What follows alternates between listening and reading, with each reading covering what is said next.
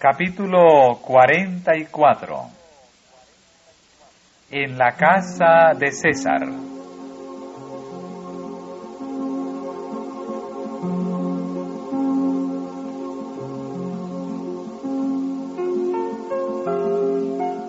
El Evangelio ha logrado siempre sus mayores éxitos entre las clases humildes.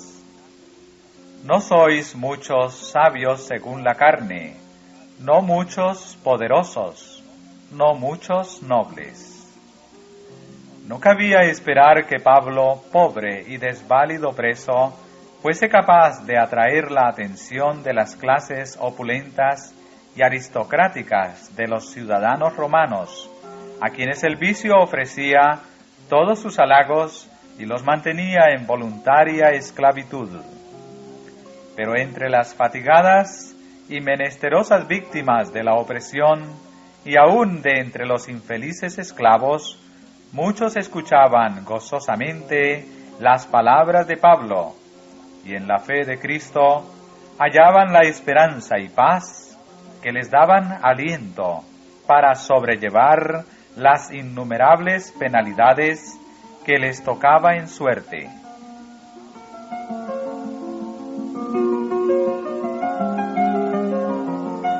Sin embargo, aunque el apóstol comenzó su obra con los pobres y humildes, la influencia de ella se dilató hasta alcanzar el mismo palacio del emperador.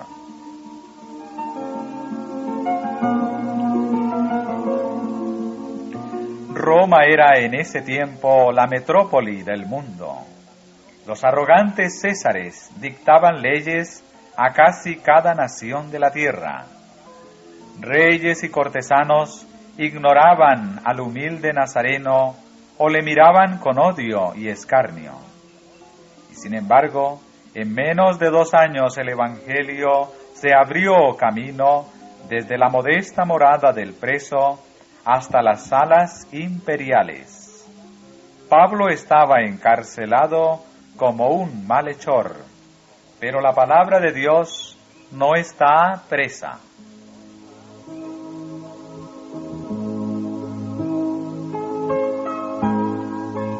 En años anteriores, el apóstol había proclamado públicamente la fe de Cristo con persuasivo poder, y mediante señales y milagros había dado inequívoca evidencia del carácter divino de la misma.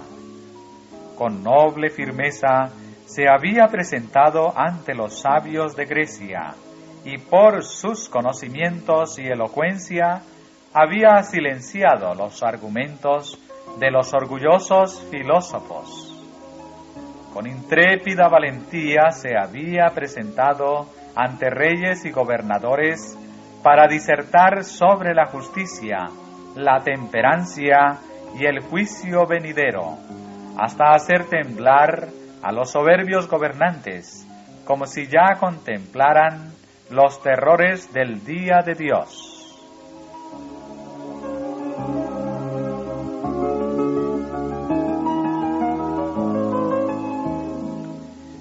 Tales oportunidades no se le presentaban ahora al apóstol, confinado en su propia casa. Solamente podía proclamar la verdad a los que acudían a él. No tenía, como Moisés y Aarón, la orden divina de presentarse ante el rey libertino, y en el nombre del gran Yo Soy, reprochar su crueldad y opresión. No obstante, en ese mismo tiempo, cuando el principal abogado del Evangelio estaba aparentemente impedido de realizar trabajo público, se ganó una gran victoria para la causa de Dios. Miembros de la misma casa del rey fueron añadidos a la iglesia.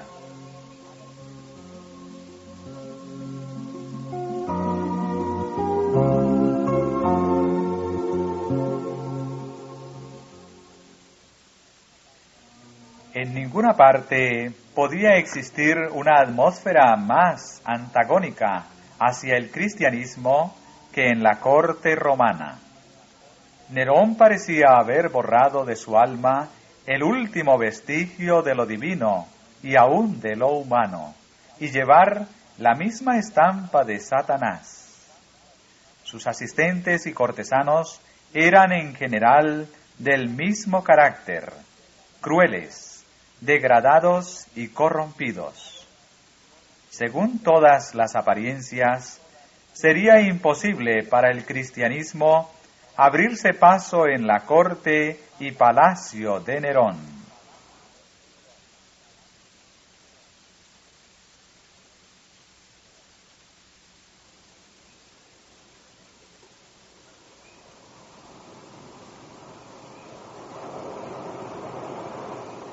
No obstante, aún en este caso, como en muchos otros, se comprobó la veracidad de la afirmación de Pablo, que las armas de nuestra milicia son poderosas en Dios para la destrucción de fortalezas.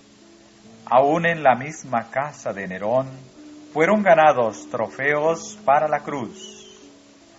De entre los viles siervos de un rey aún más vil, se ganaron conversos que llegaron a ser hijos de Dios. No eran cristianos secretos, sino que profesaban su fe abiertamente y no se avergonzaban.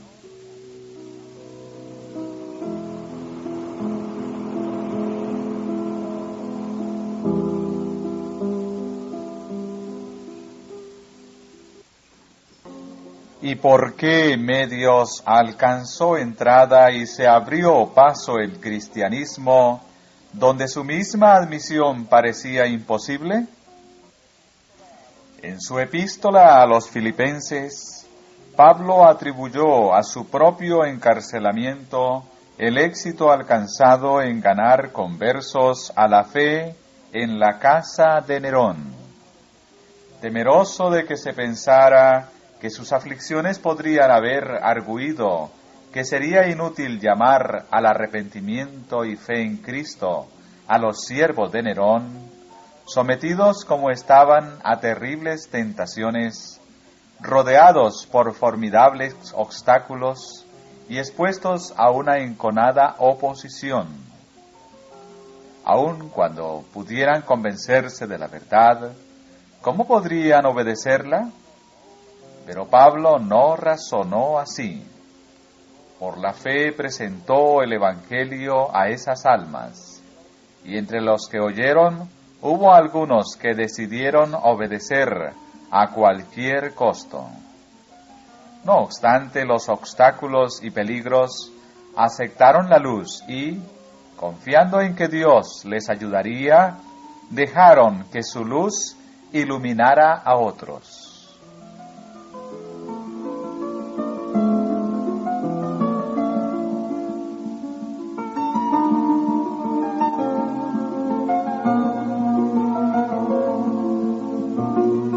No solamente hubo conversos ganados a la verdad en la casa de César, sino que después de su conversión permanecieron en esa casa. No se sintieron con libertad de abandonar su puesto de deber, porque las circunstancias no les agradaban más. La verdad los había encontrado allí, y allí permanecieron, para que el cambio de su vida y carácter testificara del poder transformador de la nueva fe.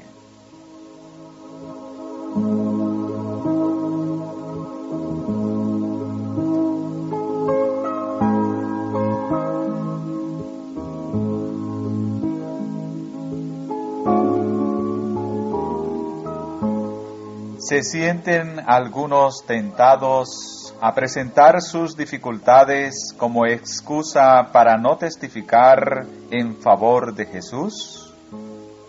Consideren la situación de los discípulos en la casa de César, la depravación del emperador y el libertinaje de la corte. Difícilmente podremos imaginarnos circunstancias más desfavorables para una vida religiosa, y que ocasionen mayor sacrificio u oposición que aquellas en que se hallaban estos conversos. Sin embargo, en medio de dificultades y peligros, mantuvieron su fidelidad. A causa de obstáculos que parecen insuperables, el cristiano puede tratar de excusarse de obedecer la verdad tal cual es en Jesús, pero no puede ofrecer una excusa razonable. Poder hacerlo significaría demostrar que Dios es injusto al imponer condiciones de salvación que sus hijos no sean capaces de cumplir.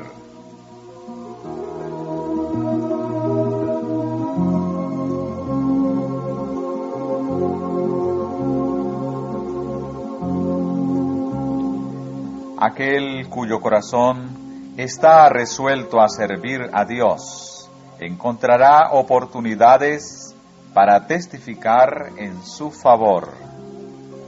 Las dificultades serán impotentes para detener al que esté resuelto a buscar primero el reino de Dios y su justicia.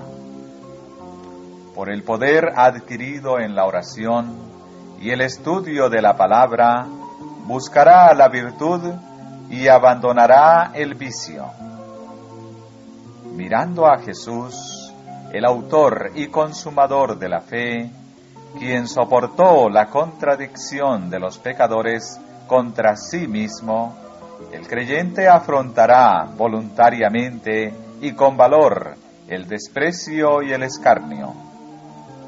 Aquel cuya palabra es verdad promete ayuda y gracia suficientes para toda circunstancia. Sus brazos eternos rodean al alma que se vuelve a Él en busca de ayuda. Podemos reposar confiadamente en su solicitud, diciendo: en el día que temo, yo en ti confío. Dios cumplirá su promesa con todo aquel que deposite su confianza en Él.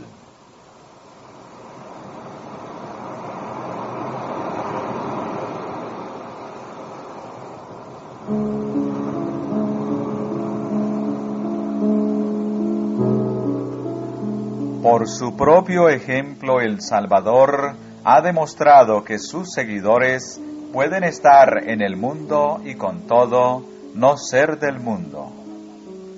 No vino para participar de sus ilusorios placeres, para dejarse influir por sus costumbres y seguir sus prácticas, sino para hacer la voluntad de su Padre, para buscar y salvar a los perdidos. Con este propósito, el cristiano puede permanecer sin contaminación en cualquier circunstancia. No importa su situación o condición, sea exaltada o humilde, manifestará el poder de la religión verdadera en el fiel cumplimiento del deber.